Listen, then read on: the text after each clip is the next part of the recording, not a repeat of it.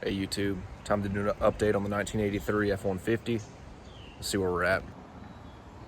Here she is. I finally got her off the road in front of my house. She's now successfully in the backyard.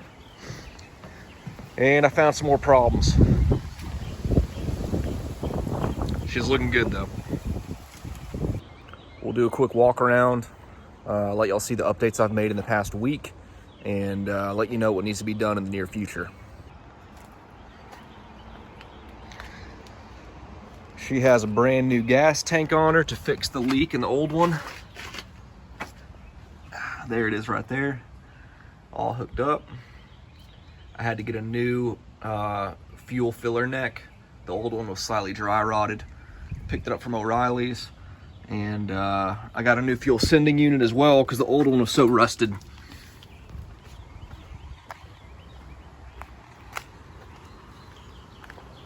This panel still needs to be replaced, but I got a new Maxxis Bighorn on the back right to replace that totally flat tire. This was kind of tough to find. They don't make these tires anymore. I went to simpletire.com. They were the only ones that could carry it, and they had it. Took them about 3 or 4 days to get it to me. Wasn't all that bad. Got a new oil cap. Got a new air filter as well. Chrome pieces, you know, they add horsepower, so I thought I might as well get some chrome. The 4-barrel carb needed a new bracket, as well as a new throttle linkage and kickdown linkage. That's what the top is, the throttle, the bottom is the kickdown. I had to buy these parts from Summit, and the research that I did online made it pretty clear that you can't put a 4-barrel carb on a 302 without these linkages. That was pretty much how I understood it. And yeah, so that top linkage goes all the way through the firewall into the cab,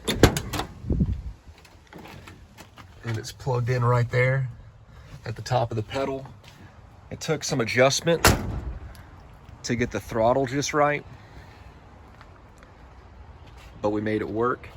And then that bottom linkage goes all the way to the transmission. Speaking to the transmission, when I first got this truck, like I would start it up and it wouldn't be able to shift into any speed or any gear. It would stay in park no matter what you did. And popped open, well, I opened up the dipstick under the hood and I found the transmission was completely dry. So put 7 quarts of ATF in it, and then I drove it, and it took it a while to get from first to second. I would have to, the RPMs was way too high, and same thing for second to third. It would be redlining, you know, just to get into another gear. And so came back to the house, dropped the transmission pan, and I found this.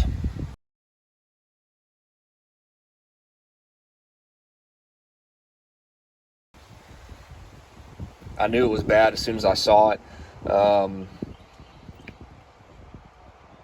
Did a little bit more research, and my fears were confirmed that the transmission needs to be rebuilt if you've got pieces like that falling out. And that was only half of it that I saw. It appeared to be, could be a spacer. It felt like it was ceramic, like the same material as brakes. I don't know. I read online it could be a clutch pack maybe. Anybody's guess, but the engine does need to be rebuilt. While I'm under the hood, there's a few more things that I did replace. That distributor cap is new, the rotor's new as well. And right here we've got a brand new alternator. I put a meter up to the battery, and when the truck was running, no power was being added to the battery. It was just slowly killing it. So I took the alternator off. It took a good bit of work because that top bolt was almost seized. I figure that bolt's been in there for potentially 38 years, could be less if it wasn't an original alternator. It did look like an original alternator though. So yeah, replaced the alternator, got the carburetor working, got these linkages, and if you decide to add a 4-barrel to your 302, I'll give you the model numbers of this kit right here. I took 2 separate trips to Summit, so it's 2 receipts. It's that top one for the kickdown kit for the C6, and then throttle cable and the throttle cable bracket. And the Monster is also essential to this job. After topping off the ATF, when I was driving down the road testing, you know, going from first to second and second to third, I also discovered that this water pump is leaking. It wasn't leaking up until me getting on the highway. So I think that, you know, me running the truck for 10 plus minutes, actually getting on the road and going above 30, heated up probably the gasket enough to expose some cracks that had formed in the past.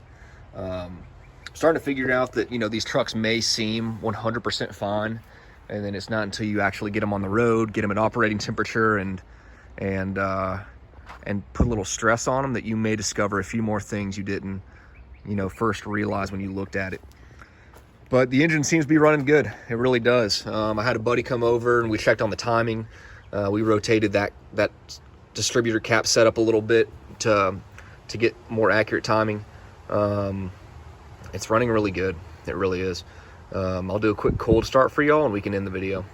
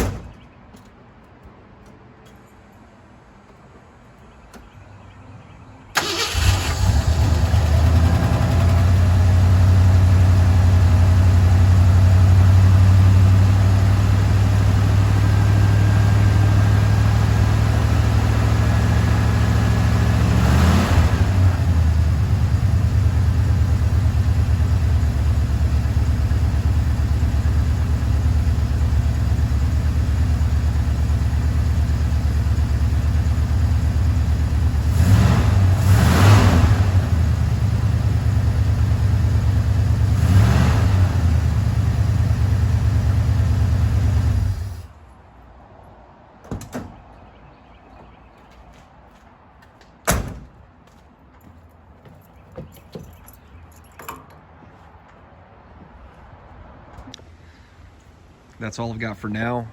The next step is for me to, first things is to fix this water pump. The water pump's probably okay, but the gasket's bad. I'm just gonna swap out both of them. Fix that and then get this transmission off. We'll do one more start.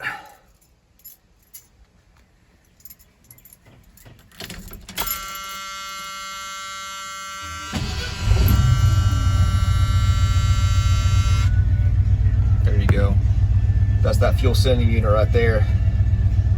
She's working, and that battery moving to the right, alternator's working too.